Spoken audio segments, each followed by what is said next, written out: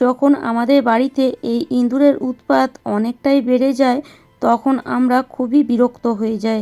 কেননা এই ইঁদুর যদি বাড়িতে একবার ঢোকে তাহলে বাড়ির ভালো ভালো জিনিস, দামি দামি জিনিসপত্র নষ্ট করে দেয়। আর এই ইঁদুর আমাদের খাবারের মধ্যেও মুখ দেয়।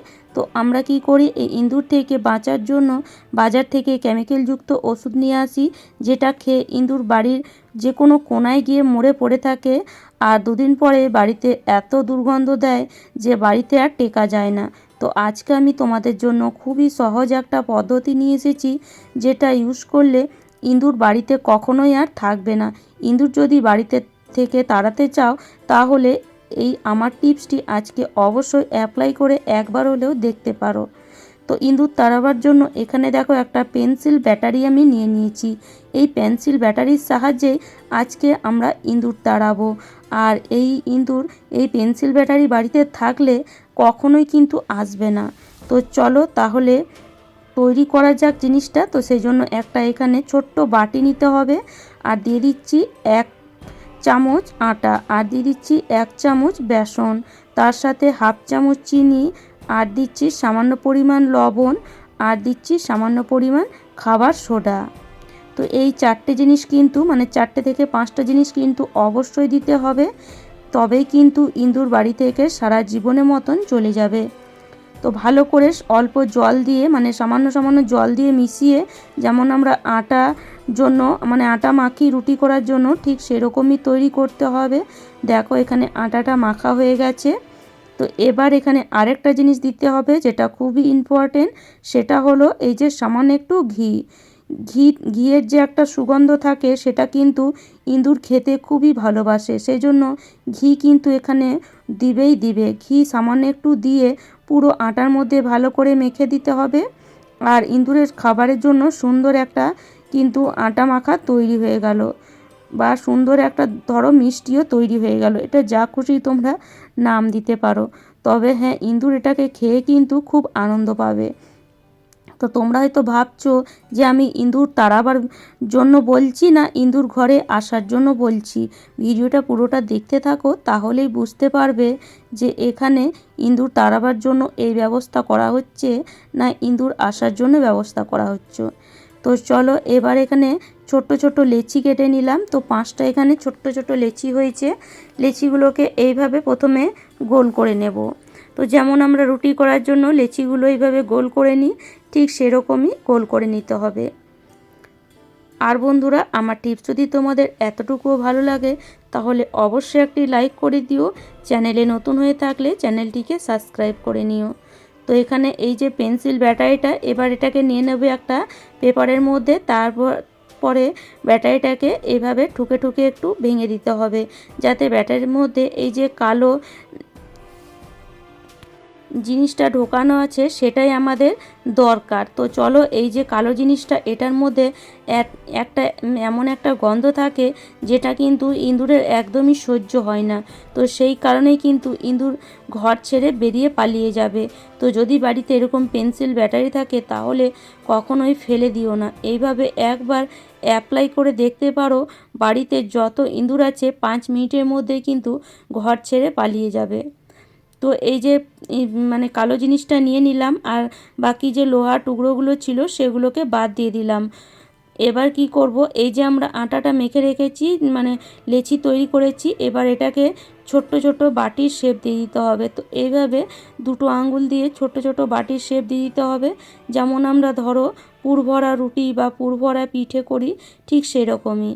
এবার এই যে কালো জিনিসটা আছে এটাকে মাঝখানে এইভাবে রেখে তারপরে মুখটাকে বন্ধ করে দিতে হবে। আর এইভাবে তোমরা যে কোনো শেপ এটাকে দিতে পারো, গোল করতে পারো বা চ্যাপ্টা করতে পারো, যেমন খুশি শেপ কিন্তু দিয়ে দিতে পারো। তো এইভাবে আমরা সব বাটিগুলোই ভরে নেব। দেখো এইভাবে ভরলে যে কালো জিনিসগুলো লেগে যাচ্ছে বাইরে, সেটার কারণে কোনো ক্ষতি নেই। কেননা আমরা এখানে যেহেতু ঘি ব্যবহার করেছি, ঘিয়ের যে সুগন্ধ সেটা খাওয়ার জন্য কিন্তু ইঁদুর বাইরে থেকে ছুটে আসবেই আসবে। আর বাড়িতে যদি ইঁদুর ঘর করে থাকে তাহলে তো এটা খাওয়ার জন্য ঘর থেকে বেরোবেই বেরোবে। তো দেখো এইভাবে কিন্তু সব মানে যে আটা লেচিগুলো ছিল সব মধ্যে আমি পুরটা ভরে নিয়েছি। তো চলো এবার এগুলোকে আমরা রাতে যেখানে যেখানে মনে হবে যে আমাদের ইঁদুর বাড়িতে আছে বা ইঁদুর এই জায়গায় থাকে বা দেখা যায়, সেই জায়গায় এই লেচিগুলোকে এইভাবে রেখে দিতে হবে। আর এইভাবে রেখে দিলেই কিন্তু ইঁদুর কিছুক্ষণের মধ্যেই ছুটে আসবে। বিশেষ করে রাতে যদি এভাবে রেখে দাও, তারপরে যদি শুয়ে পড়ো, তাহলেই দেখবে তারপরের দিন রাতে কিন্তু আর একটাও ইঁদুর নেই। কেননা এগুলো খেতে কিন্তু ইঁদুর রাতে আসবেই আসবে। তবে হ্যাঁ, এই মানে আটাগুলো যেখানেই বা লেচিগুলো যেখানেই দাও, সেই জায়গাগুলো কিন্তু পরিষ্কার রাখতে হবে। যদি রান্নাঘরে দাও, রান্নাঘরটা পুরো পরিষ্কার করে তারপরেই কিন্তু এই লেচিগুলো এইভাবে গ্যাসের ওপরে বা গ্যাসের টেবিলের নিচে দিয়ে দিতে পারো। এভাবে যদি রাখো, ইঁদুর এটাকে খাবে আর খাওয়ার পরে কিছুক্ষণ পরে যে ওষুধটা মানে ভেতরে যে কেমিক্যালটা আছে সেটা খাওয়ার পরে কিন্তু ইঁদুরের গলা শুকাতে লাগবে।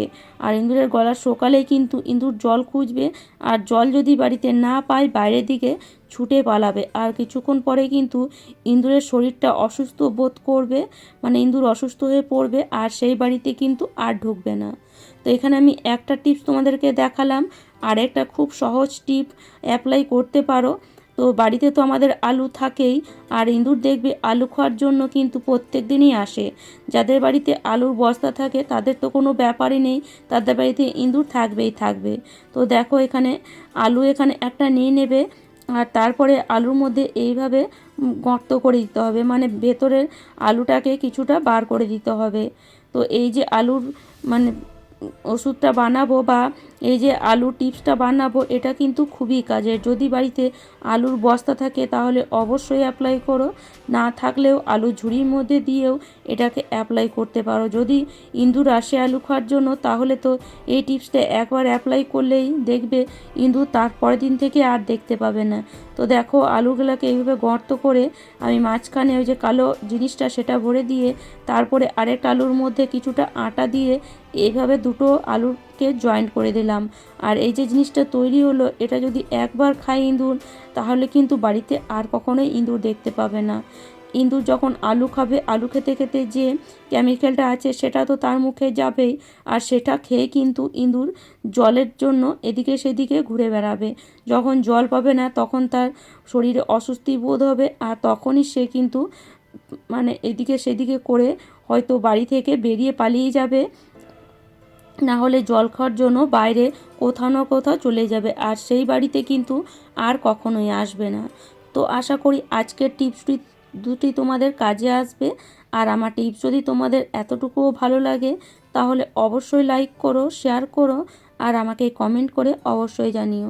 যারা আমার চ্যানেলে নতুন বন্ধু হয়েছো, তারা প্লিজ প্লিজ চ্যানেলটিকে সাবস্ক্রাইব করে নিও এরকম নিত্য নতুন টিপস পাওয়ার জন্য। তাহলে চলো আজ এই পর্যন্ত। ভালো থেকো, সুস্থ থেকো, ধন্যবাদ।